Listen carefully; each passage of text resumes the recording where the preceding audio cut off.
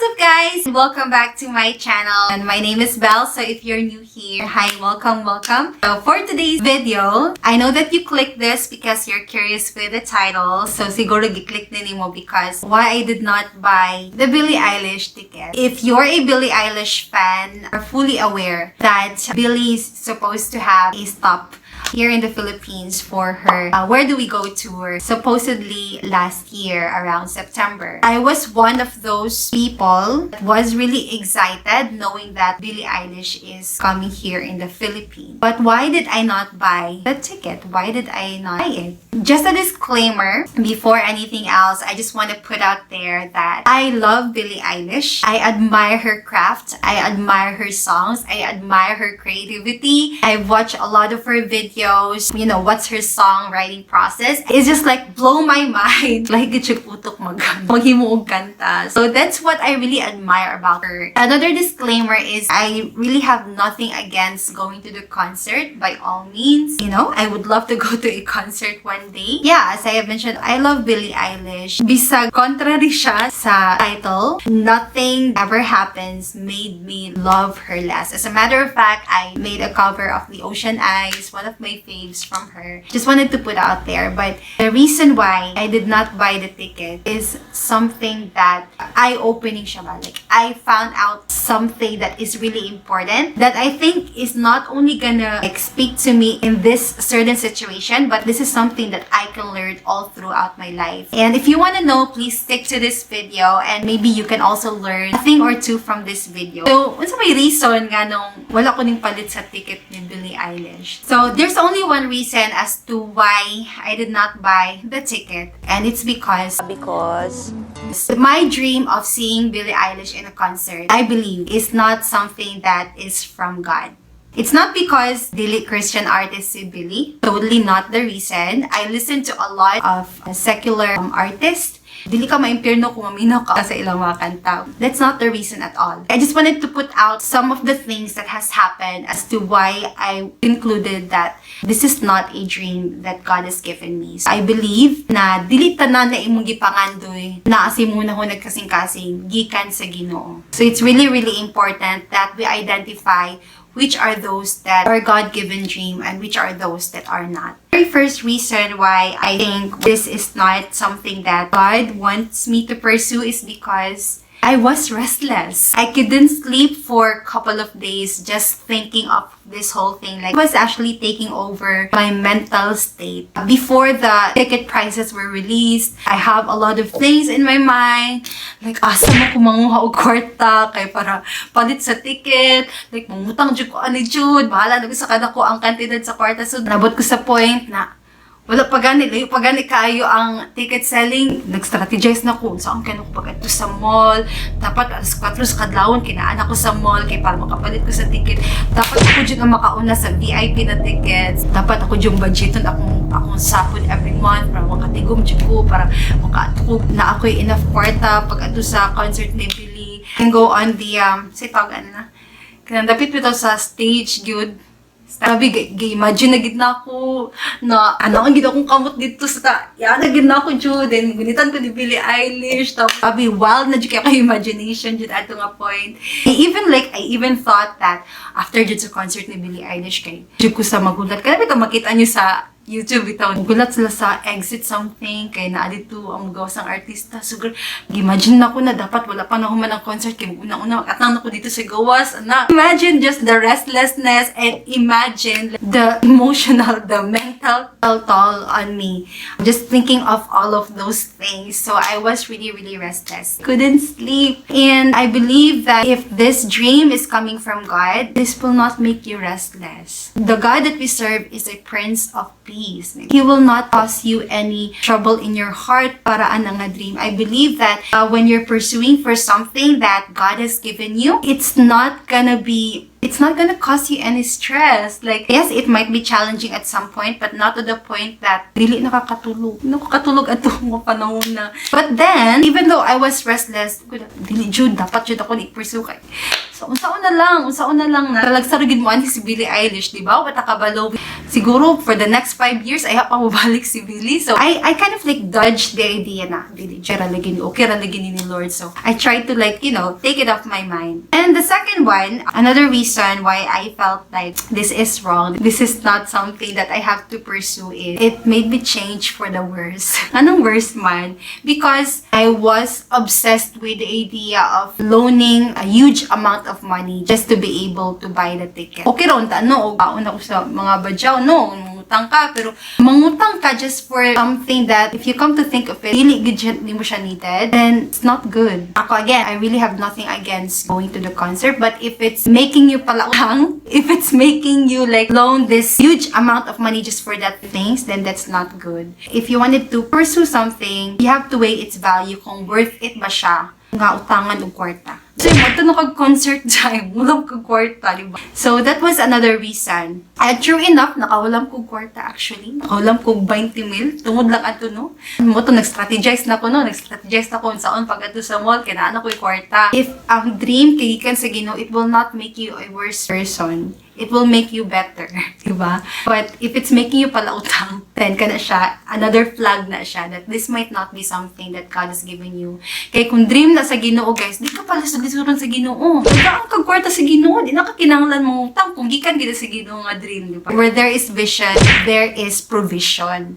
So kung magutang-utang ka, tungod anong ko anong butang ha, then you might want to reconsider that. The number 3 reason that really capped off this entire deal, like really sealed my conclusion, this is something that God does not want me to pursue, is when I read this word. So, grabe jud guys, grabe jud ka-powerful ang Bible. Wala ni siya revision, wala siya revise na mga edition, pero grabe siya ka-powerful that it would speak to you every time that you need an answer. So, remember guys, I was restless for a couple of days, and there was one day wherein dili jud ko katulog. I opened my Bible, and I came across this very, very powerful verse gikan sa Isaiah 30:22 lang guys. Wala ko Isaiah. So, let me read from 20. Medyo ni guys, dili ko magwali diri, promise. Although the Lord gives you the bread of adversity and the water of affliction, your teachers will be hidden no more. With your own eyes, you will see them. Whether you turn to the right or to the left, your ears will hear a voice behind you saying, "This is the way. This is the way, girl. Walk in it." Verse 22. Dirijug ko na. Naanujug ko. "Then you will desecrate your idols overlaid with silver and your images covered with gold. You will throw them away like a menstrual cloth and say to them, 'Away with you.'"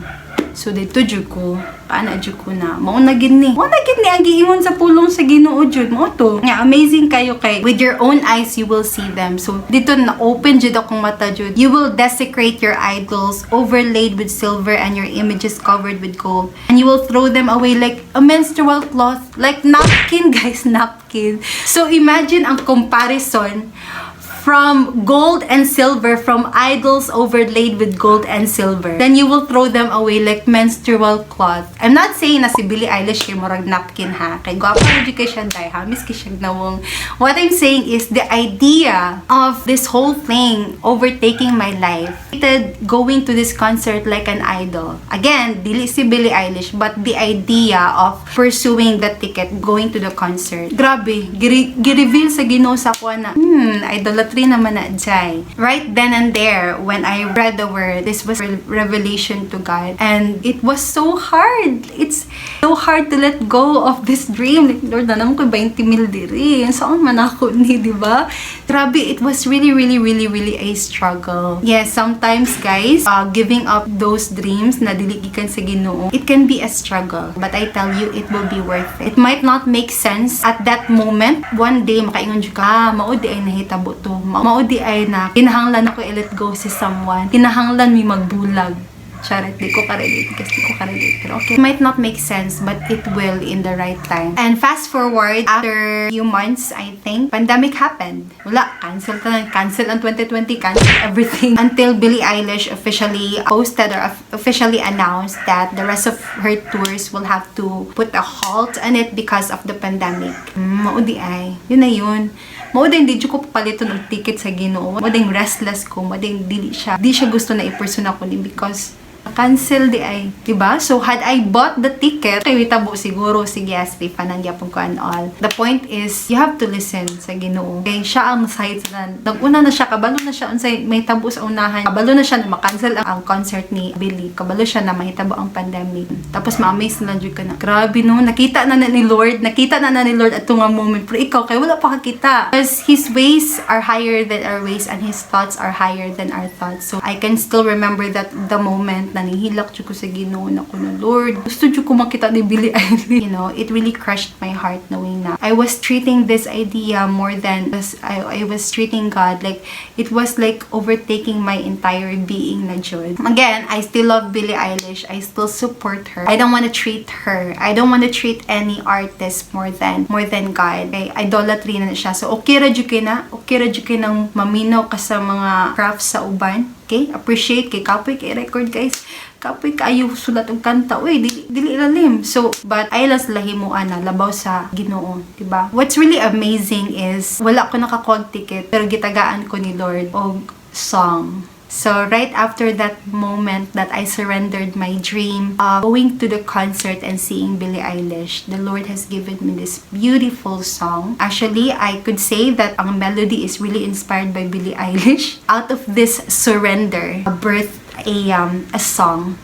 I'm just really grateful gid sa Ginoo kay grabe jud ka Lord balik. So may buhat na mo Lord na deserve na mo ni, diba? So pretty much the message of the song is pretty much what I just said to you guys. And I would just like to encourage you na siguro daghan kay mong pangandoy sa inyo ang kinabuhi. Daghan kay mong dreams and that's okay to dream. Okay? Mo na ang gusto ni Lord na mangandoy ta sa itong kinabuhi para sa iyang kahimayaan. But I pray that we will have the discernment, we will have discretion to know kung gikan bagid ni gadamgo sa Ginoo. Kay gusto ni Lord na i-pursue nimo sa imong life. So we really have to pray, especially if dili peaceful imo ang mind, then that's kind of like a flag that you really have to consider because God is a Prince of Peace. He is the God of peace. He is the God of order.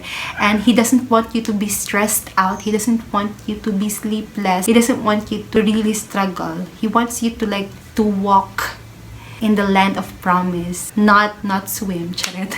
Not kanang lisod-lisodin ka sa Ginoo, diba? So yun lang guys, and let me know unsa man yung mga dreams, comment it down below, or you can also send me a message. And I really hope that this song would speak to your heart. If you're contemplating about a dream, whether you have to pursue it or not, I hope that this helps. And yes, please feel free to share this to your friends, to your loved ones. And yeah, I would really appreciate it. And yeah, thank you so much. And the title of this song is Let Go. Hope you're blessed.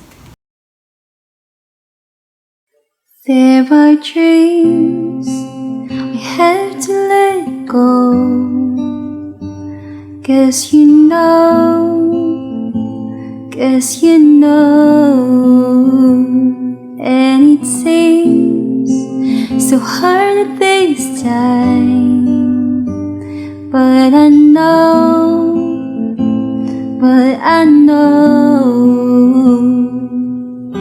your ways are higher than my ways, your thoughts were higher than my thoughts, and it might not make sense this time, but it will all do in your time.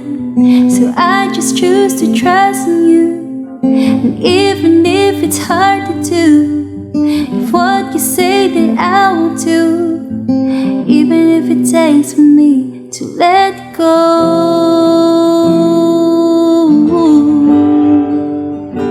to let go.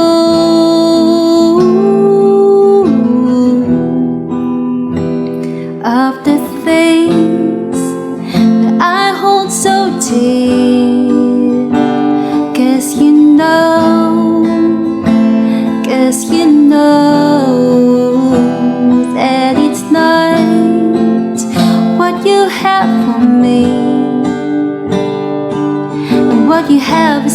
much better than my thoughts can never fathom. Your ways were higher than my ways, your thoughts were higher than my thoughts. And it might not make sense this time, but it will all do in your time. So I just choose to trust in you.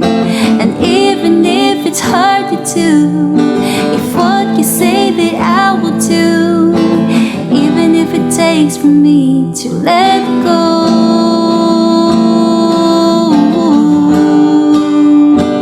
to let go.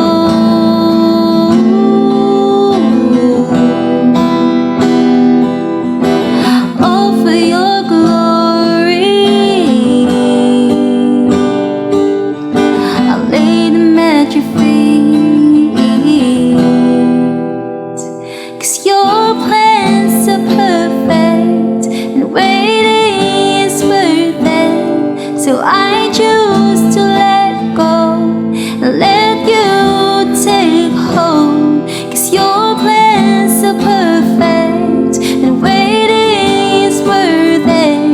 So I choose to let go and let you take hold.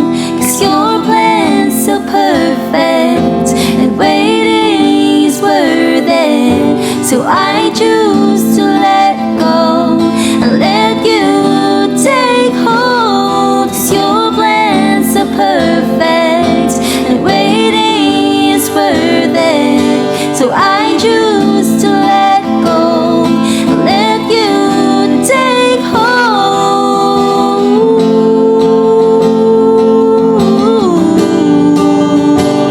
Take hold,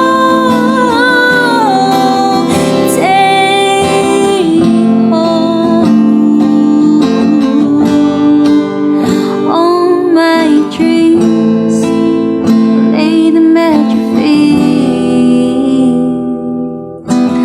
All for your glory, all for your honor, I'll lay them at your feet. I'll lay them at your feet.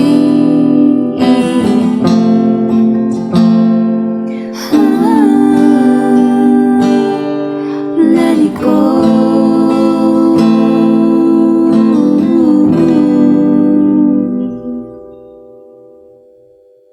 Thank you so much guys for reaching this far sa video. I really appreciate it. And yeah, that's pretty much for the song. And let me know kung how do you feel about the song. And take care guys. God bless you all.